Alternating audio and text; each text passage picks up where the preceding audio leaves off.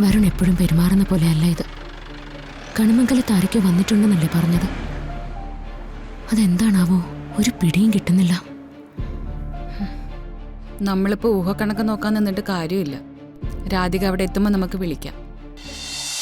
ആളുകൾ ബഹുമാനിക്കാൻ പോകുന്നതും പേടിക്കാൻ പോകുന്നതും കണിമംഗലം ചന്ദ്രശേഖരനെ ആയിരിക്കും.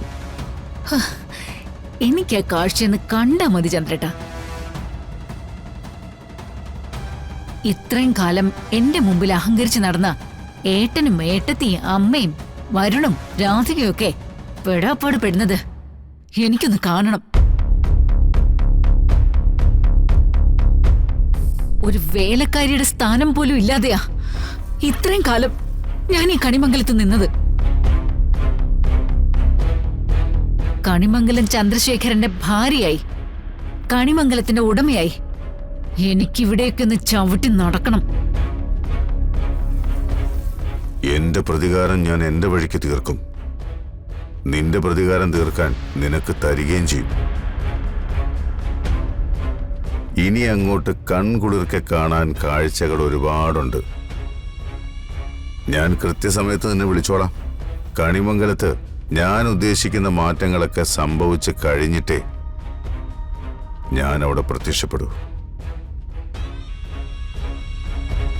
നോക്കട്ടെ.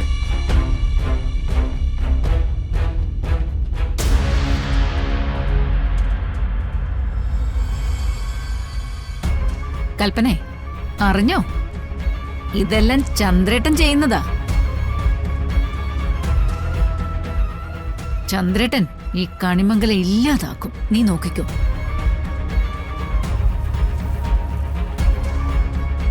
ഇതൊക്കെ കേട്ടിട്ടും നിന്റെ മുഖത്തെന്താ ഒരു തെളിച്ചമില്ലാത്ത? കണിമംഗലത്തൊന്നും ഇല്ലാതായ ഞാൻ പിന്നെ എന്ത് ചെയ്യും? മറ്റുള്ളവർ ഒതുങ്ങുന്ന പോലെ ഞാനും ഒതുങ്ങേണ്ടി വരില്ലേ? എന്തിന്? നീ എന്റെ കൂടെ നിൽക്കുന്നവളല്ലേ. നിന്റെ കാര്യം ചന്ദ്രേട്ടനോട് ഞാൻ പ്രത്യേകം പറയാം. ചന്ദ്രേട്ടൻ സംരക്ഷിക്കും നിന്നെ, പിന്നെന്താ, അതുപോരെ? ആ, ചെറിയച്ഛൻ അങ്ങനെ ചെയ്യുമെങ്കിൽ എനിക്ക് സന്തോഷം മാത്രമേ ഉള്ളൂ. കൂടെ നിന്നവരെ ആരെയും ചന്ദ്രേട്ടൻ മറക്കില്ല, ഞാനും മറക്കില്ല. ഇതുവരെ ചിരിച്ചവരൊക്കെ ഇനി അങ്ങോട്ട് കരയും കൽപ്പനെ. അവിടെ നമ്മള് രണ്ടുപേരും മനസ്സറിഞ്ഞു ചിരിക്കും, കണിമംഗലത്തെ തമ്പുരാട്ടിമാരായിട്ട്.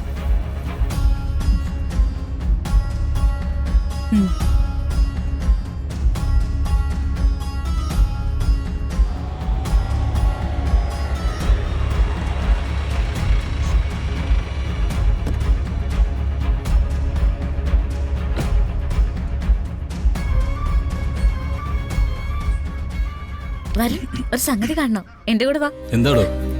വീട്ടിനകത്ത് ഒരു അലമാര നിറയെ അമ്മ കുഞ്ഞുനാള് മുതൽ എനിക്ക് വാങ്ങി കാത്തു വെച്ച ആഭരണങ്ങളൊക്കെയാ. കുറച്ചുമ്പോ അമ്മ എനിക്കതൊക്കെ കാണിച്ചു തന്നു. വാ. എന്തോരാണെന്ന് അറിയോ? ഒന്ന് വന്ന് നോക്ക് വരും. വാ, നമുക്കത് പിന്നീട് നോക്കാം.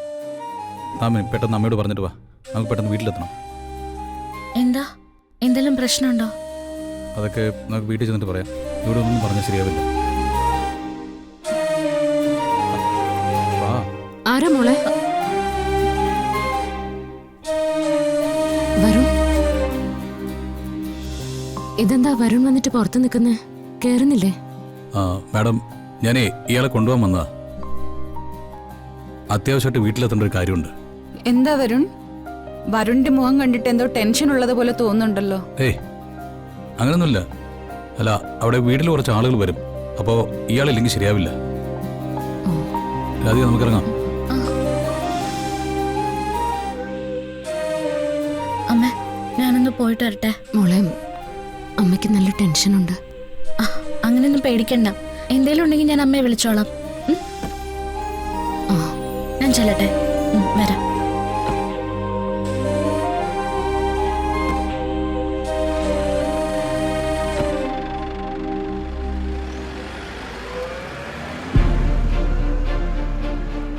എഴുതി, വരുൺ എപ്പോഴും പെരുമാറുന്ന പോലെയല്ല ഇത്. കണിമംഗലത്ത് ആരൊക്കെ വന്നിട്ടുണ്ടെന്നല്ലേ പറഞ്ഞത്? അതെന്താണാവോ, ഒരു പിടിയും കിട്ടുന്നില്ല. നമ്മളിപ്പോ ഊഹക്കണക്ക് നോക്കാൻ നിന്നിട്ട് കാര്യമില്ല. രാധിക അവിടെ എത്തുമ്പോൾ നമുക്ക് വിളിക്കാം. ഈശ്വര, എല്ലാം സമാധാനമായിട്ട് വരുമ്പോ ഇനി വീണ്ടും ഒന്നും മിണ്ടാതിരിക്കും ശ്യാമേ. അങ്ങനെയൊന്നും ആവണമെന്നില്ലല്ലോ. നമുക്ക് നോക്കാം.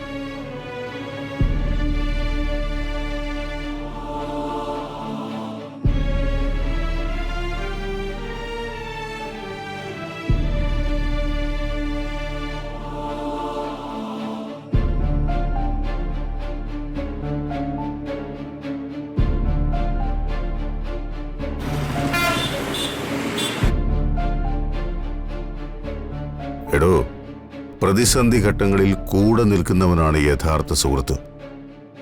എനിക്കൊരു വീഴ്ച വന്നപ്പോ എനിക്ക് വേണ്ടപ്പെട്ടവരാരും എൻ്റെ കൂടെ ഉണ്ടായിരുന്നില്ല. പകരം ആ സ്ഥാനത്ത് ബെഞ്ചമിനും ബെഞ്ചമിന്റെ സഹോദരിയായിരുന്നു.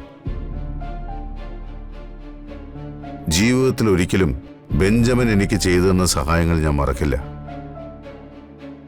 ഞാൻ മുമ്പേ പറഞ്ഞ പോലെ നമ്മൾ ഇനി ഒരു ഗ്രൂപ്പാ. Thank you sir. ബെഞ്ചമിന്റെ പ്ലാനുകളൊക്കെ ചില സമയത്ത് ഞാൻ സംശയത്തോടെ നോക്കി നിൽക്കാറുണ്ട്.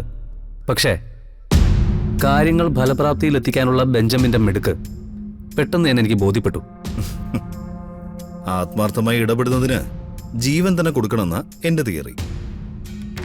എന്നും എന്റെ ഭാഗത്തു നിന്ന് അതുണ്ടാവും. ഇപ്പോ കാര്യങ്ങളുടെ ചരട് പൂർണ്ണമായും നമ്മുടെ കയ്യിലാ. കണിമംഗലം ഗ്രൂപ്പ് ഓഫ് കമ്പനീസ് തകർന്നു.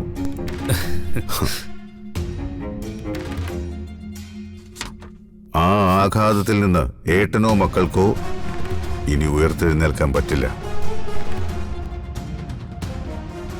കമ്പനി, വീട്, മറ്റു വസ്തുവകകൾ എല്ലാം ബാങ്ക് നടപടികൾ നേരിടുകയാണ്.